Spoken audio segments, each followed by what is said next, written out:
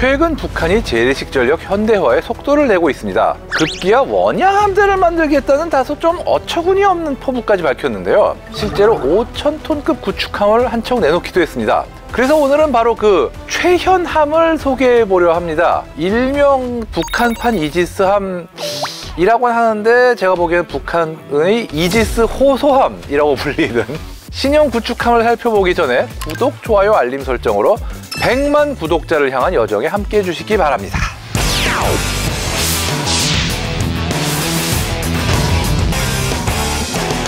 지난 4월 25일 북한 해군 역사상 전례 없는 대형 전투함정 최현함이 진수됐습니다. 지금까지 북한 해군이 보유한 함정 절대 다수는 수백 톤급의 소형 함정이고 대형이라고 해봤자 1600톤급 정도가 한계였는데 이처럼 우리 해군과 북한 해군 사이의 전력 격차가 워낙 크다 보니 일찌감치 원양 작전 능력은 포기하고 연안 방어 중심으로 전략을 펼쳐왔는데 그러던 북한이 갑자기 1000톤도 2000톤도 3000톤도 4000톤도 아니고 5000톤급 구축함을 내놓은 것, 주목할 수밖에 없는 그런 움직임인데요. 우선 최현이라는 함명은 김일성 시대 인민무력부장을 지낸 최현에서 따온 이름이라고 하고요. 이 김정은은 진수식 축사에서 김책, 안길, 강건의 이름도 언급하면서 향후 신형 구축함에 붙일 예정이라고 밝혔습니다. 다시 말해 이 구축함을 총 4척을 만들겠다는 계획이라고 하는 건데 실제로 지난 21일 두 번째 5,000톤급 구축함이 진수식을 가졌습니다. 하지만 이 과정에서 예기치 못한 파손 사고가 벌어지면서 배가 정상적으로 띄워지지는 못했고요. 지금 상당히 파손이 심각한 걸로 보이기 때문에 빠르게 복원이 가능할지 그건 상당히 불투명한 상황입니다.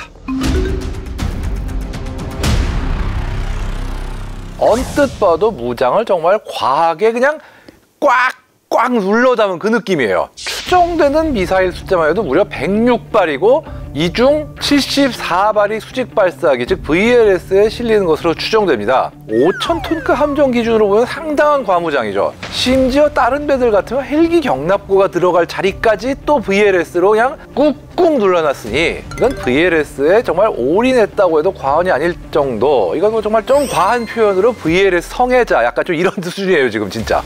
이게 또 미사일의 숫자만 중요한 게 아니에요. 사실 숫자보다 더 중요한 게 종류입니다. 총 8종류의 미사일이 탑재되는 걸로 보이는데 먼저 러시아제 토르를 복제한 북한산의 적어도 함대공 미사일이 탑재되어 있고요. 북한이 자체 개발했다는 신형 초음속 순항 미사일도 실립니다. 여기에 대함 미사일, 대잠 미사일, 그리고 지대공 미사일인 별지 기반의 중거리 함대공 미사일, 마지막으로 함대지 탄도 미사일까지 포함되죠. 숫자를 따져볼까요? 적어도 함대공 미사일이 32발, 초음속 순항 미사일이 12발, 대함 미사일이 8발, 대잠 미사일이 8발, 중거리 함대공 미사일이 12발, 탄도 미사일 10발. 미사일 숫자만 하다가 질식사하겠어요 진짜. 그야말로 미사일 백화점이라고 불러도 어색하지 않을 그런 수준입니다. 게다가 이게 끝이 아닙니다. 회전식 발사대가 몇 개가 있어서 여기에 총 16발의 북한판 스파이크 NLOS 미사일이 장착되어 있는데 이게 정식 명칭은 아닙니다.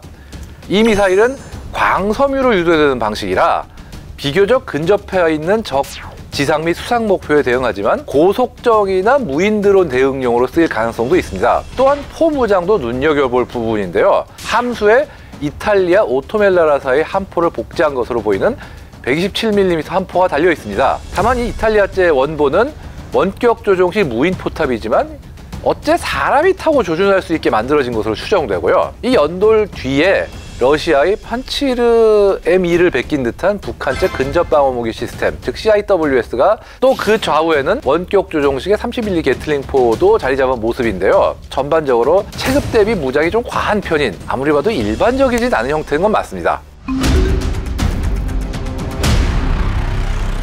이 최현함은 진수된 지 3, 4일 뒤인 28일과 29일에 무장 성능과 전투 적용성 시험, 간단하게 말해서 무장 실사격 훈련을 했는데 굉장히 이례적인 행보입니다. 보통 군함은 진수 후 수개월에서 길게는 1, 2년에 걸쳐서 해상 시험을 실시하기도 하고 어쨌든 진수한 지 며칠 만에 무장까지 사격하는 경우는 굉장히 드물거든요. 그런데 이렇게까지 빠르게 움직인 것은 실전 투입이 가능하다는 이미지를 국내외에 강하게 어필하려는 의도가 있었던 걸로 보입니다. 북한은 예전에도 이런 식의 거두절미 내진 생략형이라고 할 수 있는 퍼포먼스를 자주 보여왔는데 이번도 비슷한 맥락일 수 있는 거죠. 실제로 기술 검증보다 선전용 이벤트에 가까웠을 가능성이 큽니다.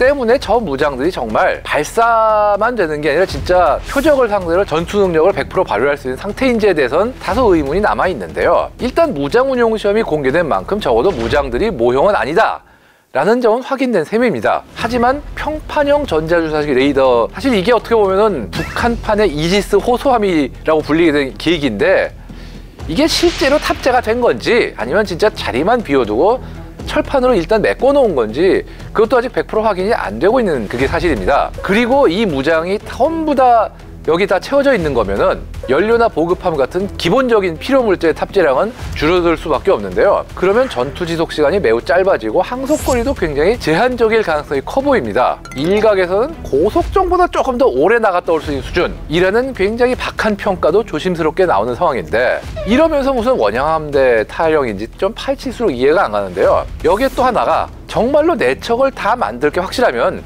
이렇게까지 한 척에다 무장을 몰빵을 할까 싶기도 하고요.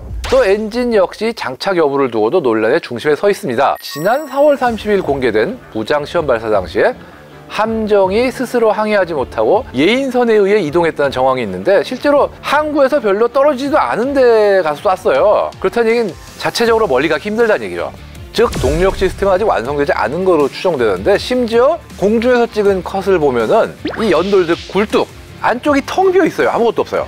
그렇기 때문에 아예 엔진도 없는 거 아니야 이런 주장까지 있는데 다만 엔진은 지금 최연함같이 선체 조립이 끝난 이후에 탑재하기 힘든 그런 물건이기 때문에 최소한 엔진 자체는 들어가 있을 가능성이 높습니다. 전문가들에 따르면 엔진만 들어있고 실제 가동을 위해서 필요한 다른 주요 보조 장비들은 아직 장착되지 않은 상태일 수 있다 이런 분석도 나오고 있죠. 북한의 내척 건조 목표가 실현될지 미지수인 상황. 그럼에도 불구하고 이 함정을 가짜 또는 종이 호랑이로만 단정짓긴 이릅니다. 북한이 어쨌든 한두 척이라도 실전 배치를 염두에 두고 지속적으로 개발을 이어가고 있다는 정황은 분명히 존재하거든요. 게다가 이 과정에 러시아의 기술 지원이 있었을 가능성이 매우 높다.